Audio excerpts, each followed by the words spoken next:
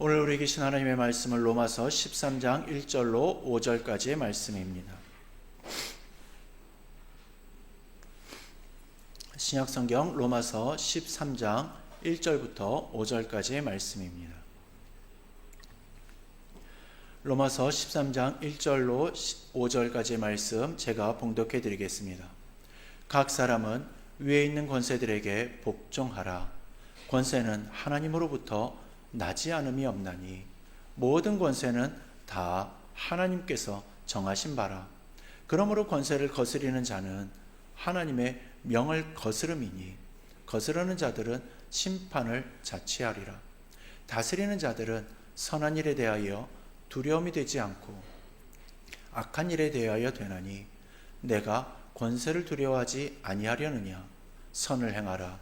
그리하면 그에게 칭찬을 받으리라.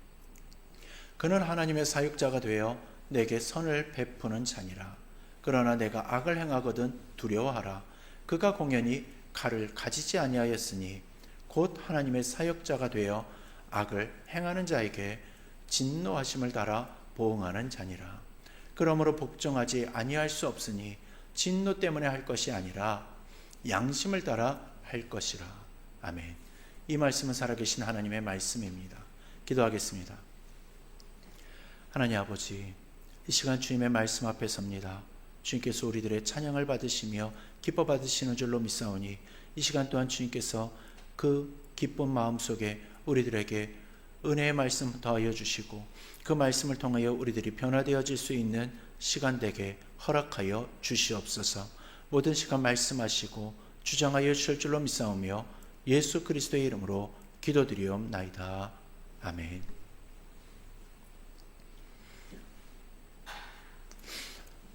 오늘 설교의 제목은 권력에 대한 태도입니다.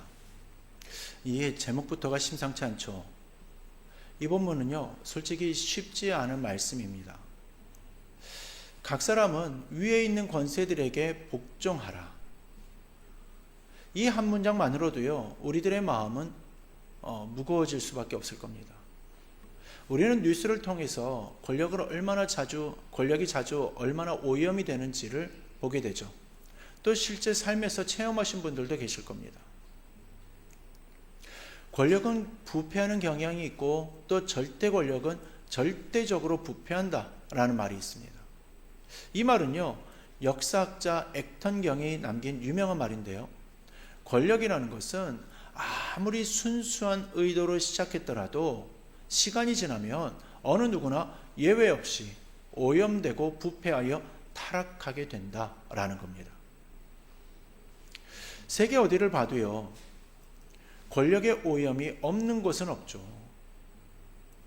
미국의 대통령이었던 리처드 닉슨 대통령도요, 재선을 위한 선거를 앞두고 상대 정당 사무실에다가 도청 장치를 설치하고 불법 침입까지 시도를 했었습니다. 그러다가 발각이 되니까 이러한 사실을 은폐하기 위해서요, 권력을 동원해 가지고 수사를 방해를 했었습니다. 그러나 결국 모든 범죄 행위가 이렇게 드러나면서 미국 대통령 최초로 대통령직을 사임하게 되죠. 근데 닉슨 대통령이 처음부터 이렇게 범죄를 벌이지는 않았다라는 겁니다. 그러나 권력을 지키려는 이 욕심이 일어나게 되니까 이러한 범죄까지도 저지르게 되었던 거죠. 또 하나의 극단적인 권력의 오염의 예를 찾아보자면 2차 세계대전을 일으켰던 독일의 그 아돌프 히틀러를 떠올려 볼 수도 있을 겁니다. 또 우리나라도 찾아보자면 정말 수두룩하죠. 그렇게 권력이 하나님을 두려워하지 않는 인간의 손에 들어가게 되면 얼마나 오염되고 타락하게 되는지를 다시금 기억해야 될 것이고요. 그 가운데서 하나님 앞에 자신을 바로 세우려는 노력이 우리 가운데 있어야 할 것입니다. 아무튼 이렇게 오염된 권력으로 인해서 어떤 분들은 큰 상처를 가지게 되는 경우도 있을 겁니다. 또 어떤 분들은 오염된 권력으로 인해 가지고 사회가 살만한 세상이 아니라 살 곳이 못 되는 아주 비정하고 차가운 것이다라고 그렇게 느끼게 되는 경우도 있죠. 그래서 이 말씀이 어떤 분들에게는 무척이나 불편하게 들릴 수도 있다라는 겁니다. 근데 우리는 로마서를 지금까지 어떻게 보았습니까? 우리는 칭의를 보면서 행위가 아니라 믿음으로 의롭다 하심을 받았다 라고 배웠죠. 또 우리는 성화를 보면서 의롭다 하심을 받은 자는 날마다 거룩을 향하여서 걸어가야 한다라고 배웠습니다. 또한 우리는 하나님의 의를 보면서 복음 안에 나타난 하나님의 공의와 사랑을 보았죠. 그리고 우리는 복음의 능력을 보면서 복음은 단지 교리로만 멈추는 것이 아니라 삶으로 변화시키는 능력이라고 고백까지 했었습니다. 이러한 가르침들 위해 바울은 이제 우리들에게 묻습니다. 그렇다면 하나님의 자녀가 된 우리는 이 세상 속에서 어떻게 살아야 하는가?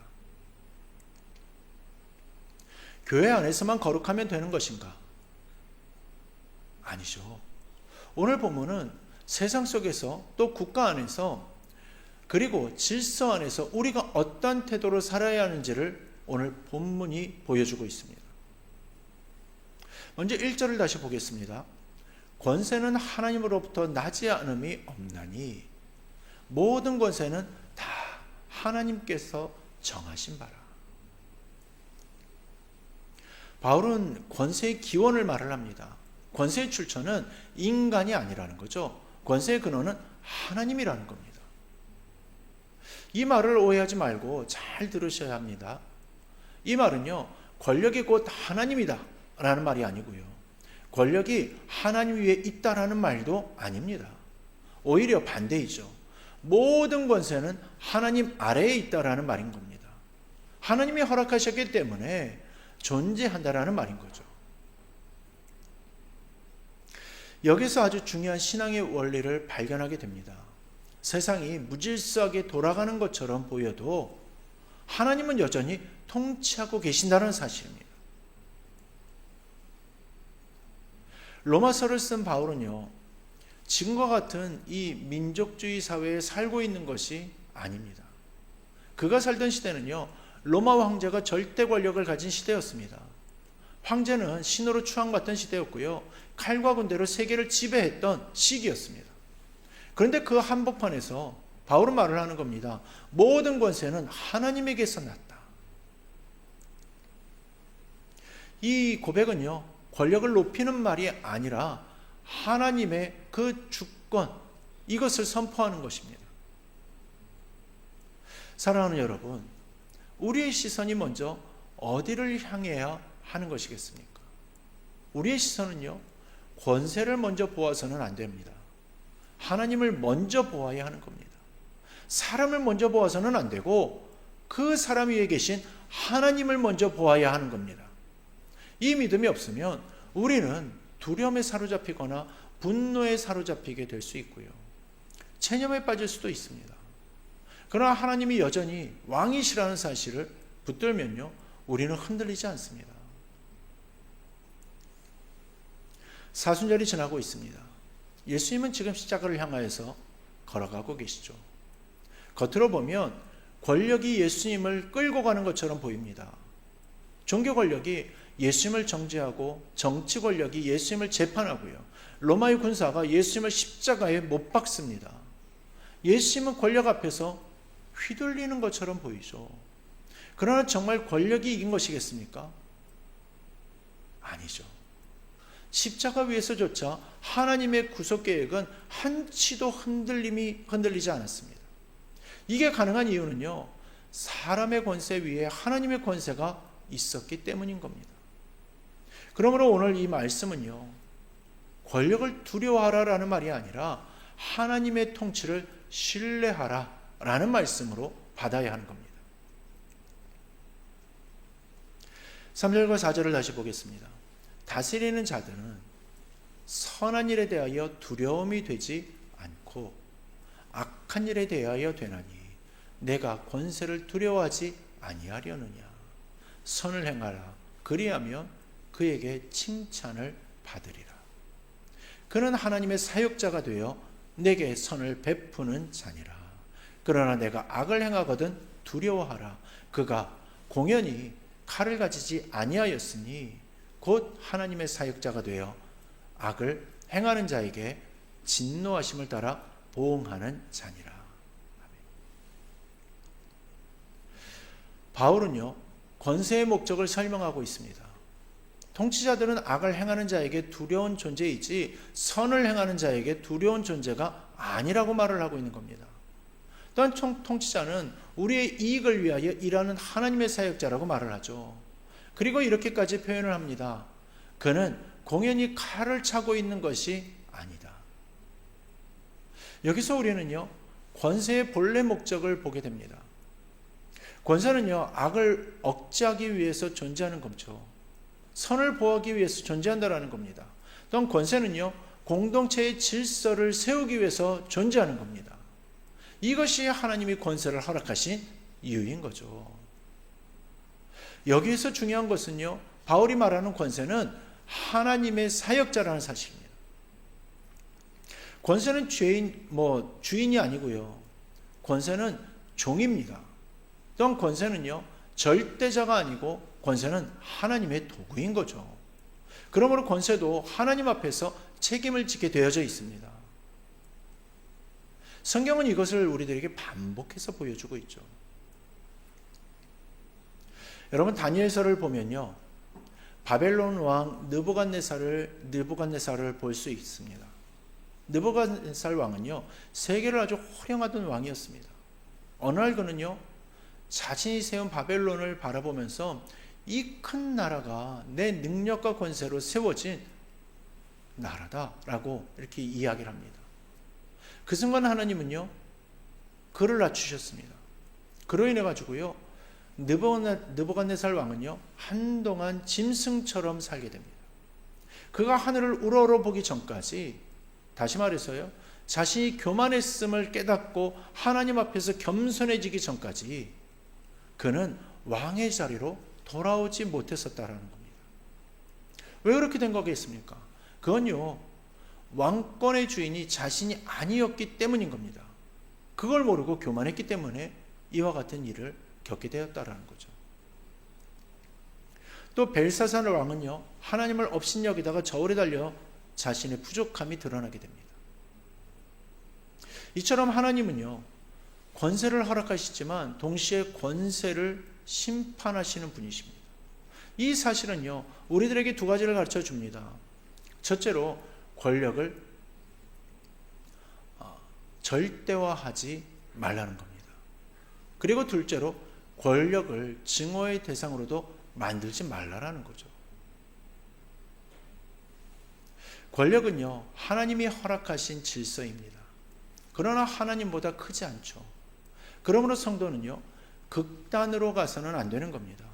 무조건적인 찬양을 해서도 안 되고요, 무조건적인 적대를 해서도 안 됩니다.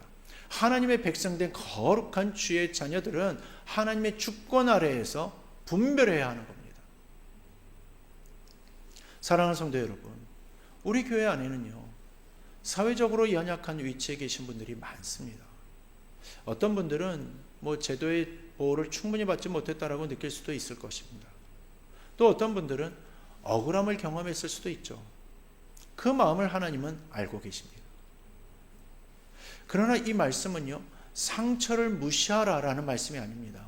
오히려 하나님이 궁극적인 재판장이심을 믿으라, 신뢰하라 라는 말인 겁니다.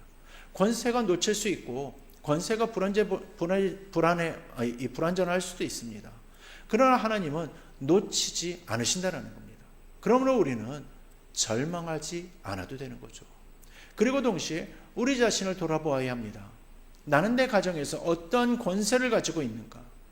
나는 직장에서 어떤 영향력을 가지고 있는가? 나는 누군가에게 작은 권력이 되어 있지는 않은가? 대통령은요, 이 권력은 대통령만 가지는 것이 아닙니다. 부모에게도 권세가 있죠. 상사에게도 권세가 있습니다. 교회의 직분자에게도 자신만의 권세가 있습니다. 그 권세는 무엇을 위해서 주어진 것이겠습니까? 그 권세는 나를 높이기 위해서가 아니라는 겁니다. 선을 세우기 위해 주어진 겁니다. 누군가를 보호하기 위해서인 거죠. 궁극적으로는 하나님의 뜻을 이루기 위해서인 겁니다. 이 지점에서 우리는 사순절이기를 다시금 보아야 하는 겁니다.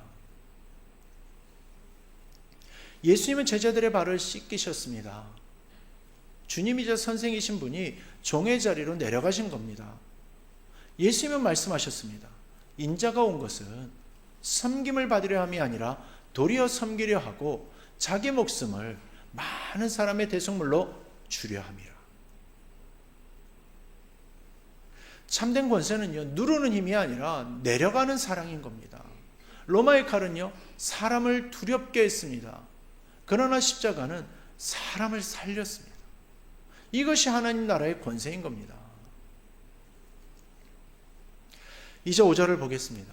그러므로 복종하지 아니할 수 없으니 진노 때문에 할 것이 아니라 양심을 따라 할 것이라. 여기서 바울은요, 복종의 동기를 말을 합니다. 복종하는 이유는 벌이 무서워서가 아니라 진노가 두려워서가 아니라는 겁니다. 말씀은 양심을 따라 하라 라고 말을 합니다. 이 말이 매우 중요한 말인데, 성도의 복종은 두려움에 근거하지 않는다라는 겁니다. 성도의 순종은 눈치 보는 거라든지 내 마음속에 어떤 두려움 때문에, 갈등 때문에 하지 않는다라는 거죠. 성도의 태도는요, 양심에 근거하는 겁니다. 그렇다면 여기서 말하는 양심은 무엇이겠습니까? 성경에서 말하는 양심은요, 단순한 기분이 아닙니다. 사회적 분위기도 아니고요. 양심은 하나님 안에서의 내적 책임 의식인 겁니다. 하나님이 보고 계신다라는 인식인 거죠. 하나님 앞에서 나는 어떻게 살아야 하는가? 그 질문 앞에 서는 것이 바로 양심인 겁니다. 그러므로 권세에 대한 태도는요, 결국 하나님 앞에서의 태도인 겁니다. 내가 하나님을 신뢰하기 때문에 나는 질서를 존중합니다. 내가 하나님을 신뢰하기 때문에, 내가 하나님을 경외하기 때문에 나는 공동체의 선을 해치지 않습니다. 이 지점이 매우 중요한 겁니다. 바울은 맹목적인 복종을 말을 하는 것이 아닙니다. 양심을 따라 하라고 말을 하고 있습니다. 만약 이 권세가 하나님의 선을 거스른다면 그때 성도는 무엇을 따라야겠습니까? 사도행전을 보면요, 베드로와 사도들은 이렇게 말을 합니다. 사람보다 하나님께 순종하는 것이 마땅하다. 이것이 성경의 대답입니다. 그렇다고 해가지고 오늘 본문은 나라에 대한 저항을 가르치기 위해서 주어진 거라고 보아서는 안 됩니다. 일상의 태도를 가르치기 위한 말씀인 겁니다. 그리스도인은요, 항상 반대하는 사람도 아니고 항상 순응하는 사람도 아닙니다. 그리스도인은요, 하나님을 기준으로 살아가는 사람입니다. 우리 사랑하는 성도 여러분, 우리는 이미 칭의를 받은 사람들입니다. 우리는 이미 하나님의 자녀이죠. 그렇다면 이 세상에서의 우리의 삶은 세상과 똑같아야 합니까? 아니면 세상과 반대되어야 합니까? 우리는 다른 태도를 보여줘야 합니다. 분노로 반응하지 않는 모습을 보여줘야 하는 거고요. 냉소로 물러서지 않는 모습 또한 보여줘야 하는 겁니다. 그러면서 하나님의 주권을 믿는 평안으로 살아가야 하겠죠. 우리가 살아가면서 누리는 이 평안은요, 바로 십자가에서 오는 겁니다. 예수님은 십자가를 지기 전에 빌라도 앞에 서셨습니다. 빌라도는 말을 했습니다. 내가 너를 놓을 권세도 있고 십자가에 못 박을 권세도 있다. 그때 예수님은 말씀하십니다. 위에서 주지 아니하셨다면 내게 아무 권세도 없었을 것이다. 이 한마디가 오늘 본문의 완성이지 않습니까? 예수님은 권세를 부정하지 않으셨습니다. 그러나 그 위에 계신 하나님을 보신 겁니다. 그래서 두려워하지 않으셨습니다. 그래서 분노하지 않으신 겁니다. 그래서 십자가를 향해서 걸어가셨습니다. 사순절은 권세 앞에 서 계신 예수님을 묵상하게 만듭니다. 그분은 억울한 판결을 받으셨습니다. 그러나 복수하지 않으셨습니다. 또한 그분은 침묵하셨지만 무력하지 않으셨습니다. 그분은 죽으셨지만 패배하지 않으셨습니다. 십자가는요, 권세에 대한 승리가 아니라 하나님께 속한 의의 승리였던 겁니다. 이 십자가를 바라볼 때에 우리의 태도가 결정되어지는 겁니다. 이제 말씀을 정리하겠습니다. 권력에 대한 태도는 결국 하나님에 대한 태도입니다. 모든 권세는 하나님에게서 왔기 때문이죠. 그러므로 우리는 권세를 절대화해서는 안 됩니다. 동시에 우리는 무질서를 추구해서도 안 됩니다. 우리는 하나님의 통치를 신뢰해야만 합니다. 사랑하는 성도 여러분, 우리는 이미 복음으로 의롭다 하심을 받은 사람들입니다. 우리는 성화의 길을 걷고 있는 사람들이죠. 우리는 하나님의 의가 무엇인지 배웠습니다. 복음의 능력이 무엇인지를 경험했죠. 이제 그 복음이 우리의 사회적 태도까지 변화시켜야 하는 겁니다. 하나님의 자녀는요, 분노의 언어로 세상을 대하지 않습니다. 하나님의 자녀는 냉소의 태도로 세상을 포기하지 않는다라는 겁니다. 하나님의 자녀는 기도로 세상을 품는 겁니다. 그러게 우리는 지도자들을 위해서 기도해야 하는 겁니다. 그들이 하나님의 통치를 기억하도록, 그들이 느부갓네살의 교만이 아니라 하늘을 우러보는 겸손을 배우도록, 또 우리는 공동체의 질서를 위하여서 기도해야 하는 거죠. 특별히 사회적으로 연약한 이들이 보호받는 사회가 되도록 하나님의 사역자로 세워진 권세가 하나님의 선을 이루도록 말이죠. 그러나 동시에요, 우리는 우리 자신을 돌아보아야 합니다. 나는 내 삶의 자리에서 어떤 권세를 행사하고 있는가? 나는 가정에서 사랑으로 다스리고 있는가? 나는 직장에서 공의로 대하고 있는가? 나는 교회 안에서 섬김으로 영향력을 사용하고 있는가? 예수님은 권세를 새롭게 정의하셨습니다. 그분은 왕이셨지만 종의 모습으로 오셨습니다. 그분은 모든 권세를 가지셨지만 십자가를 선택하셨습니다. 참된 권세는 자기 보호가 아니라 자기 희생입니다. 참된 권세는 굴림이 아니라 섬김이라는 겁니다. 사순절을 지나고 있는 우리는 이 길을 묵상해야 하는 겁니다. 예수님은 권력을 붙잡지 않으셨습니다. 오히려 자신을 내어주셨습니다. 그 십자가에서 하나님의 통치가 완성되었습니다. 십자가는 약해 보이지만 가장 강한 권세입니다. 십자가는 패배처럼 보이지만 영원한 승리입니다. 그러므로 사랑하는 성도 여러분, 세상 속에서 살아갈 때에 권세를 보며 흔들리지 마십시오. 하나님을 먼저 보십시오. 권세가 두려울 때 십자가를 바라보십시오. 억울함이 밀려올 때 십자가를 바라보십시오. 분노가 치밀어 오를 때 십자가를 바라보십시오. 그 십자가 위에서 예수님은 여전히 왕이십니다. 그리고 그 왕의 자녀로 우리를 부르셨습니다. 이제 우리는 하나님의 자녀로서 세상 속에 살아가고 있습니다. 질서를 존중하며 양심을 따라 행동하며 기도로 세상을 품으며 내가 가진 작은 권세를 섬김으로 사용하며 십자가의 길을 따르는 사람들로 살아가고 있습니다. 이것이 권력에 대한 그리스도인의 태도이고 하나님이 여전히 왕이심을 믿는 태도여야 하는 겁니다. 그러기에 이 믿음으로 남은 한 주도 승리로 살아가시기를 주님의 이름으로 축원합니다. 우리 사랑하는 성도 여러분, 오늘 우리는 모든 권세 위에 계신 하나님을 바라보라라는 이 말씀을 들었습니다. 혹시 우리의 마음속에 분노가 있었습니까? 아니면 냉소나 하나님보다 사람을 더 바라보면서 흔들렸던 순간들이 있었습니까? 또한 하나님이 맡기신 자리에서 섬김이 아니라 나 자신을 높이려 했던 모습은 없었는지도 잠시 돌아보기를 원합니다.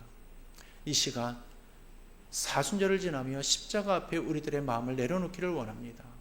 우리의 교만을 내려놓고 우리의 분노를 내려놓고 우리의 상처까지도 주님 앞에 가져가기를 원합니다. 그리고 예수님이 보여주신 그 겸손과 섬김의 길을 다시금 선택하기를 원합니다. 하나님 앞에서 우리들의 마음을 돌아보며 회개와 결단의 기도로 나아가겠습니다. 기도하겠습니다.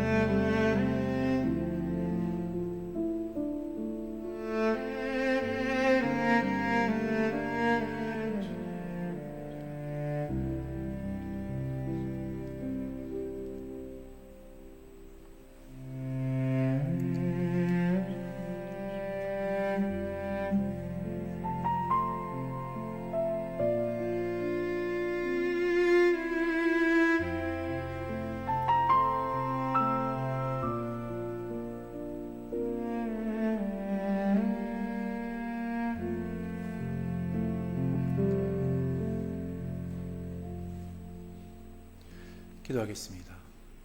하나님 아버지, 오늘도 말씀으로 우리를 찾아와 주시며 감사드립니다. 또한 세상의 권력과 질서 속에서 살아가는 우리들의 삶을 주의 말씀으로 다시 비추어 보게 하시니 감사합니다. 주님, 우리는 연약하여 권세를 보며 두려워하기도 하고 때로는 분노와 냉소로 반응하기도 합니다. 그러나 오늘 말씀을 통하여서 모든 권세 위에 계신 하나님을 바라봅니다.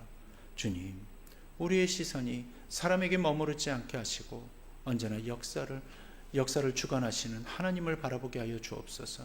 특별히 이 땅의 지도자들을 위해서 기도합니다. 하나님께서 맡기신 권세를 기억하게 하시고 교만이 아니라 겸손으로 자기의 이익이 아니라 공동체의 선을 위하여서 일하게 하여 주옵소서. 또한 주님, 우리 자신의 삶도 돌아보게 하여 주시옵소서. 가정에서, 일터에서, 또한 교회에서 우리에게 맡겨진 작은 권세를 굴림이 아니라 섬김으로 사용하게 하여 주시고 주님이 보여주신 십자가의 길을 따르게 하여 주옵소서. 사순절을 지나가는 이 시간 십자가 앞에서 우리들의 마음을 다시금 낮추게 하시고 억울함 속에서도 하나님을 신뢰하셨던 예수님의 마음을 우리 안에 부어 주옵소서. 분노 대신 기도하게 하시고 냉소 대신 사랑하게 하시고 두려움 대신 하나님을 신뢰하는 믿음으로 살아가게 하여 주옵소서. 남은 한 주간의 삶 속에서도 우리가 하나님의 자녀답게 살아가게 하시고 세상 속에서 평안과 소망으로 살아가게 하여 주옵소서. 이제는 우리 주 예수 그리스도의 은혜와 하나님 아버지의 극진하신 사랑하심과 성령님의 위로하심과 교통하심과 역사 충만 감동하심이 이 세상의 권력이 하늘로부터 내려온 것임을 믿고 오직 하나님만을 바라보며 이 권력의 질서를 따라 살아가며 주님 앞에 더욱더 큰 영광 올려드리기를 소망하며 다짐하는 사랑하는 우리 성도들 머리 위에 이제로부터 영원토록 함께 하시기를 간절히 축원하옵나이다. 아멘.